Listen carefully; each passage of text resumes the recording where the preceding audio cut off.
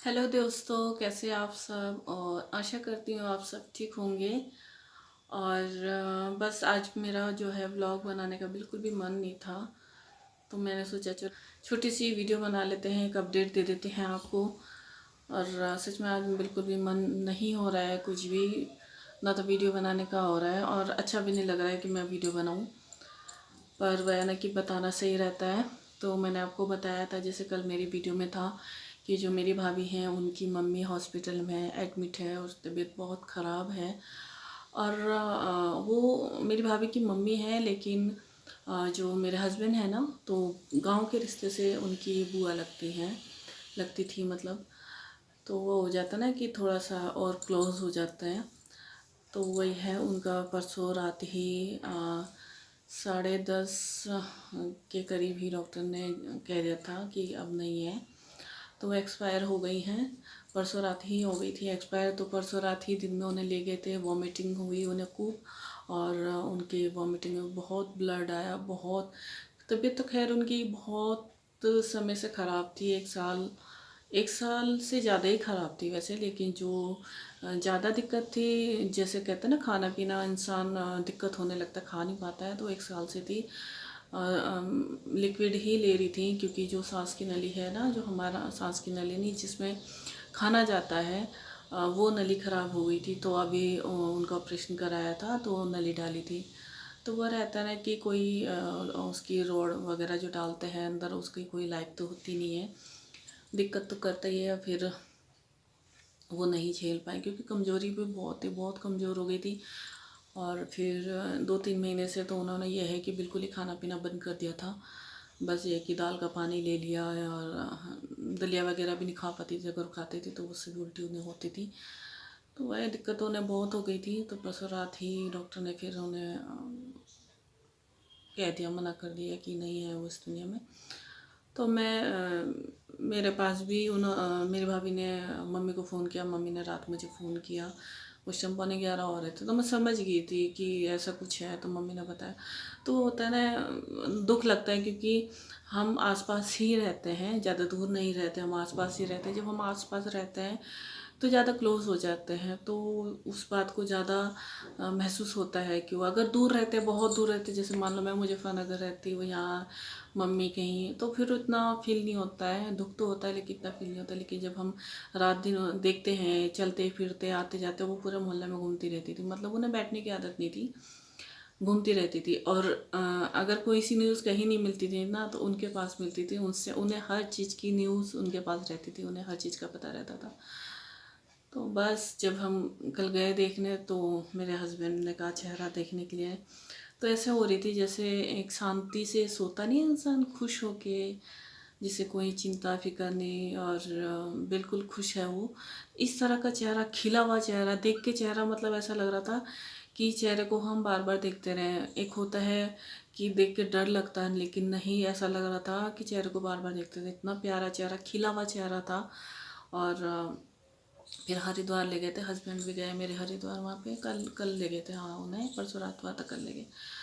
तो यह है कि अब क्या करें, जाने वाला तो चला गया है, बस ये है कि यादें रह जाती हैं और बातें रह जाती हैं। और बस उन्हीं को लोग याद करते हैं, कुछ अच्छी यादें होती हैं, कुछ बुरी यादें होती हैं बस। और उनका कुछ ख़ास मेरी लाइफ में इतना भी है क्योंकि मैं और मेरे हस्बैंड आज साथ हैं, तो उनकी वजह से उन्होंने ही ये मतलब रिश्ता लगवाया था। मेरे हस्बैंड की तरफ से थी वो, तो रिश्ता उन्होंने ही लगाया था। तो जैसा भी था, जो भी था, लेकिन यह है कि हाँ, मैं खुश हूँ कि उनकी वजह से आज मेरे हस्बैंड मेरे साथ हैं। मतलब हमारी शादी जो हुई साथ में, तो मैं खुश हूँ कि मुझे ऐसे हस्बैंड मिले हैं। तो एक रिश्ता और भी बन जाता है कि हाँ, उनकी वजह से शादी हुई थी, उन्होंने शादी करवाई थी। तो बस शाम को बातें बातें करने लगी थी वो, थोड़ी बहुत ही बोल पा रही थी, ज़्यादा नहीं बोल पा रही थी। एंड टाइम पे जब हुआ तो बस उन्होंने अपने बच्चों से यही कहा कि मुझे सोने दो, मैं सो रही हूँ, मुझे परेशान मत करना, आप जाके बाहर बैठो, कि मैं सो रही हूँ। और वो ऐसा सोई कि उठी नहीं। तो वो सो ही रही थी। इसके पापा मेरे हस्बैंड कह भी रहे थे कि ये तो ऐसे सो रही है कि अभी उठ जाएगी। तो वह है कि थोड़ा सा दुख लगा। भाभी को भी देख के कल बहुत अजीब सा लग रहा था, वो रो रही थी। तो मेरे हस्बैंड ने फिर चुप कराया कि थी अब तो मतलब मेरे पापा भी नहीं है, मम्मी भी नहीं है, तो चुप कराया हमने, कहा मैंने कहा कोई नहीं है, हम तो हैं तेरे साथ, तुझ रो मत।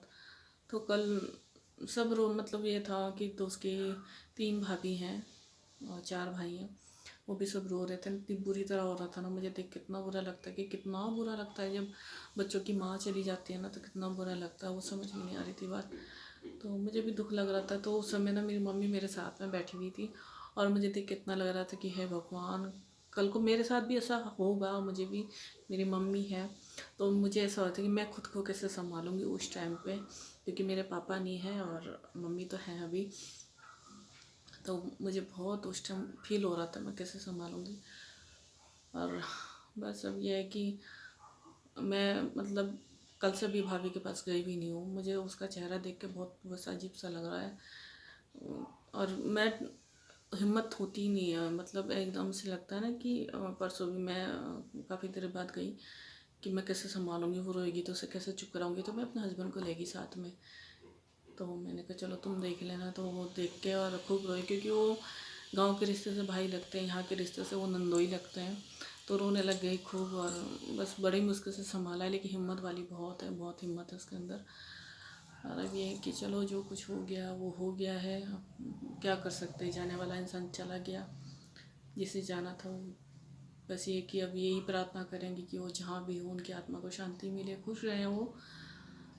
और बस, और मैं क्या बात करूँ अब देखूँगी, थोड़ी देर में जाऊँगी वहाँ पे। तो बस मैंने यही बताना था आपको, क्योंकि वही रहता ना, मन नहीं था, मैं नहीं चाह रही थी कि इस बारे में कोई वीडियो बनाऊँ, कि फिर आप लोग भी सोचोगे कि इस बारे में वीडियो बनाने की क्या ज़रूरत थी। पर ये है ना कि बताना सही रहता है। जब मैंने अपनी कल की वीडियो में जिक्र करा था, तो मैंने कहा नहीं, एक बार आपको जो है बता देते हैं, और कोई देखे ना देखे वो इम्पोर्टेंट नहीं है मेरे लिए। बस ये है कि एक फीलिंग होती है ना, हमारे अंदर एक फीलिंग होती है, तो उस फीलिंग को जाहिर करने का एक प्लेटफॉर्म होता है, और किसी ना किसी ज़रिए से हम अपनी फीलिंग करते हैं। तो बस मैं तो यही प्रार्थना करना चाहूँगी, आप जहाँ भी हो आप खुश हो, आपकी आत्मा को शांति मिले, और हमसे कोई गलती शलती हुई हो तो हमें माफ़ कीजिए, और कोई बात कभी बुरी लगी हो तो माफ़ करना। और बस यही कहूँगी, और बस आपसे विदा लूँगी। और आज मेरा वीडियो जो है इतना ही आएगा, मैं ज़्यादा बड़ा नहीं बनाऊँगी, क्योंकि मैं इस बारे में कुछ नहीं बोल पा रही हूँ, मुझे शब्द नहीं मिल रहे हैं कि मैं इस बारे में क्या बोलूँ। बल्कि मैं इस समय ना कैमरे में भी नहीं देख पा रही हूँ, अगर मैं कैमरे में देख के बात करूँगी तो मुझसे नहीं रुका जाएगा, मैं रोने लग जाऊँगी, और मैं अभी रोना नहीं चाहती हूँ बिल्कुल भी। रो के इंसान क्या होता है, कमज़ोरी ही होता है, और कहना, जब इंसान खुद कमज़ोर हो जाएगा तो उस दूसरे को क्या संभालेगा। तो इसलिए मैं रोना नहीं चाहती हूँ, मुझे भी, और वैसे भी मुझे रोना पसंद नहीं है, मैं नहीं चाहती हूँ रोना। तो बस यही है मेरा आज का वीडियो, और बस उम्मीद करूँगी आप प्रार्थना कीजिएगा कि उनकी आत्मा को शांति मिले, वो जहाँ भी हो।